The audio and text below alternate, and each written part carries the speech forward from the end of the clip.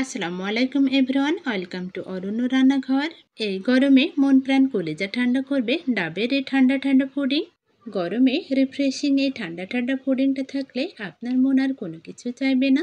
ডাবের পুডিংটা খেতে এত বেশি মজার হয়ে থাকে যে আপনি শুধু বারবার এই পুডিংটাই খেতে থাকবেন। আশা করছি আজকের এই পুডিং রেসিপিটা আপনাদের কাছে খুবই ভালো লাগবে এবং সহজও লাগবে। আজকে আমি তৈরি করব ডাবের পুডিং। তার জন্য আমি এখানে একটা ডাব নিয়েছি। আপনারা চেষ্টা করবেন ডাবের পুডিং তৈরি করার ক্ষেত্রে যে ডাবের মধ্যে অল্প অল্প নরম নরম শাঁস হয়েছে সেই ডাবটা নেওয়ার জন্য। এতে ডাবের পুডিংটা খেতে অনেক বেশি মজার হয়ে থাকে। এবার আমি ডাবটাকে কেটে নেব। দেখুন, ডাবের পানিটা বের করার জন্য একটা ছুরির সাহায্যে ডাবটাকে আমি ছিদ্র করে নিচ্ছি। দেখুন, আমি ছিদ্র করে নিয়েছি। এবার ডাবের পানিটা ডাব থেকে আলাদা করে নেব।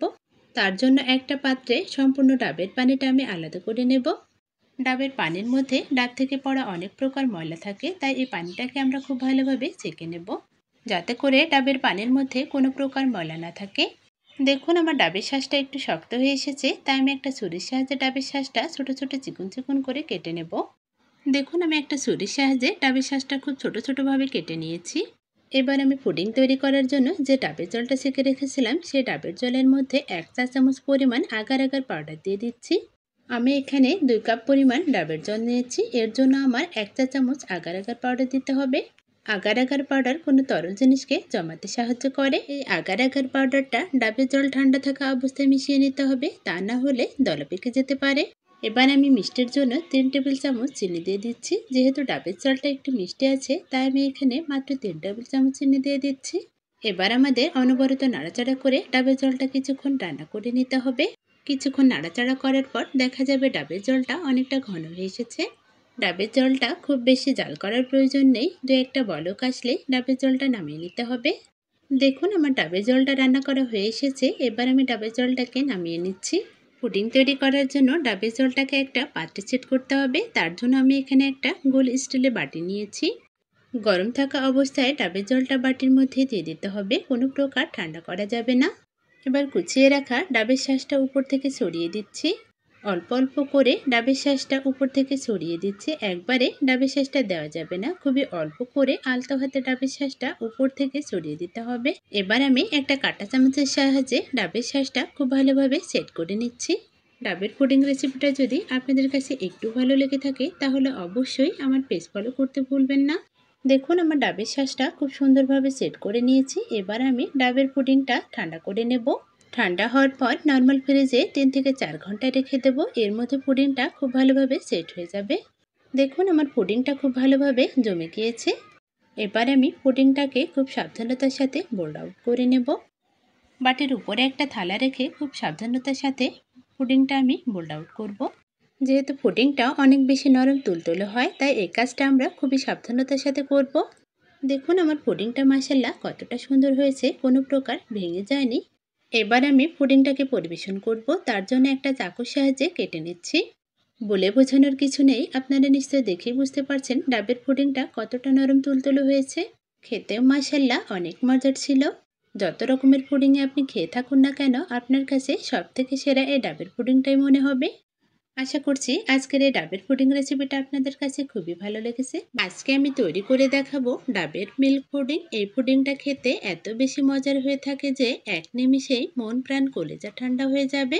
ডাব মিল্ক পুডিংটা খেতে ছোট বড় সকলে অনেক বেশি পছন্দ করবে। তো চলুন মূল রেসিপিতে চলে যাচ্ছি।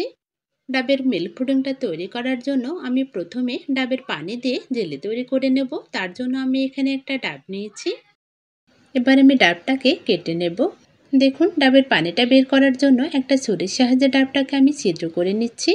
দেখুন, আমি ছিদ্র করে নিয়েছি। এবার ডাবের পানিটা ডাব থেকে আলাদা করে নেব।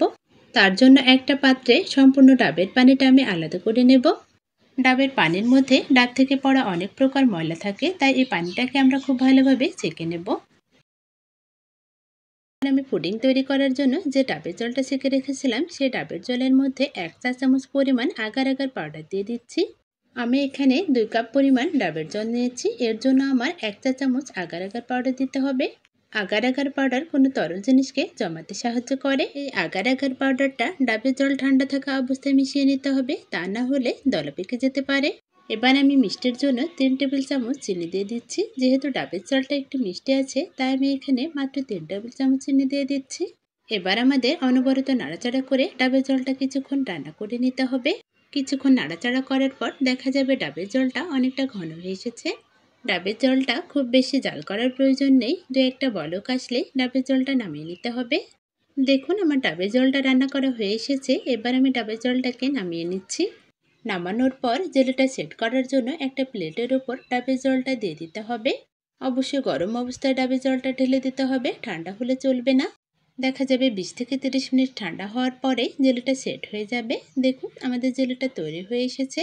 আপনারা চাইলে এই জেলিটাকে নর্মাল ফ্রিজে রেখে ঠান্ডা অবস্থায় জেলিটা খেতে পারেন। এই জেলিটা খেতেও অনেক বেশি মজার হয়ে থাকে। এবার আমি এই জেলিটাকে একটা চাকুর সাহায্যে ছোট ছোট পিস পিস করে কেটে নেব। দেখুন আমি জেলিটাকে খুব সুন্দরভাবে কেটে নিচ্ছি। কেটে নেওয়ার পর জেলেগুলোতে হাত লাগালে উঠে যাবে। দেখুন কত সহজে জেলেগুলো উঠে যাচ্ছে। দেখুন এই ছোট ছোট জেলের টুকরোগুলো দেখতে কতটা সুন্দর লাগছে, আর এই জেলেগুলো খেতে ভীষণ মজার হয়ে থাকে। আমার জেলেগুলো তৈরি করা হয়ে এসেছে। এবার ডাবের মিল্ক পুডিং তৈরি করার জন্য আমি দুধটাকে জাল করে নেব। আমি এখানে আগে থেকে জাল করে রাখা 1.5 কাপ পরিমাণ দুধ নিয়েছি। 1.5 কাপ দুধের জন্য এখানে আমি হাফ চামচের একটু বেশি পরিমাণ আগার আগার পাউডার নিয়েছি। আগার আগার পাউডারটা দুধটা ঠান্ডা অবস্থায় দিয়ে দিতে হবে। এবার আমি 2 টেবিল চামচ চিনি দিয়ে দিচ্ছি। আগার আগার পাউডার ও চিনিটা দুধের সাথে খুব ভালোভাবে মিশিয়ে নিতে হবে। অনবরত নাড়াচাড়া করে দুধটাকে কিছুক্ষণ জাল করে নিতে হবে। যেহেতু দুধটা আমি আগে থেকে জাল করে নিয়েছিলাম, তাই খুব বেশি জাল করার প্রয়োজন নেই। আবারও কিছুক্ষণ জাল করে দুধটাকে ভালোভাবে ফুটিয়ে নিতে হবে। দুধটা ফুটে আসার পর 2-3টা বলক আসলে আমাদের দুধটাকে নামিয়ে নিতে হবে। দেখুন দুধটার বলক চলে এসেছে। এর মধ্যে দুধটা হালকা ঘন হয়ে এসেছে। এবার আমাদের দুধটাকে নামিয়ে নিতে হবে। এবার আমি চুলাটা বন্ধ করে দেব। ও ডাবের মিল্ক পুডিংটা সেট করার জন্য আমি এখানে একটা স্টিলের বাটি নিয়েছি। বাটির মধ্যে দুধটাকে গরম অবস্থায় ঢেলে দিতে হবে, খুব বেশি দেরি করা যাবে না। দুধের সবটুকু মিশ্রণ বাটিতে ঢেলে দেওয়ার পর আগে থেকে তৈরি করে রাখা ডাবের জলের পুডিংয়ের টুকরোগুলো এবার আমাদের দুধের উপর থেকে ছড়িয়ে দিতে হবে। দেখুন আমি অল্প অল্প করে পুডিংয়ের টুকরোগুলো দিয়ে দিচ্ছি। এই পুডিংয়ের টুকরোগুলো গরম দুধে দেওয়ার সময় ভয় পাবার কোনো কারণ নেই, কেননা এই পুডিংগুলো কোনো প্রকার গলবে না কিংবা ভাঙবে না। ডাবের জলের পুডিংয়ের টুকরোগুলো দিয়ে দেওয়ার পর আমি এবার একটা কাঁটা চামচের সাহায্যে আলতো করে নেড়ে দিচ্ছি।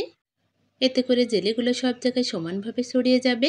এবার আমাদের পুডিংটাকে নর্মাল তাপমাত্রায় নিয়ে এসে 3 থেকে 4 ঘন্টা নর্মাল ফ্রিজে রেখে দিতে হবে পুডিংটা খুব ভালোভাবে সেট হওয়ার জন্য।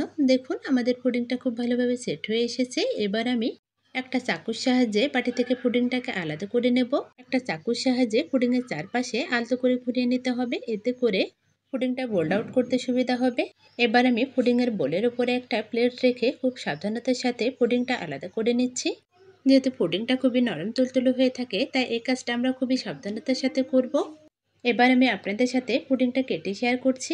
আমি একটা চাকুর সাহায্যে পুডিংটাকে কেটে নিচ্ছি। বলে বোঝানোর কিছু নেই, আপনারা দেখে নিশ্চয় বুঝতে পেরেছেন আমাদের পুডিংটা কতটা নরম তুলতুলে হয়েছে। ডাবের মিল্ক পুডিংটা খেতেও মাশাআল্লাহ অনেক মজার ছিল। আজকের এই ডাবের মিল্ক পুডিংটা আপনাদের কাছে কেমন লেগেছে সেটা অবশ্যই আমাকে জানাবেন। রেসিপি ভালো লাগলে অবশ্যই ফ্যামিলিকে তৈরি করে খাওয়াতে পারেন। আজকের মতো এখানেই বিদায় নিচ্ছি। সবাই ভালো থাকবেন, সুস্থ থাকবেন, সবাই সবার জন্য দোয়া করবেন। আল্লাহ হাফেজ।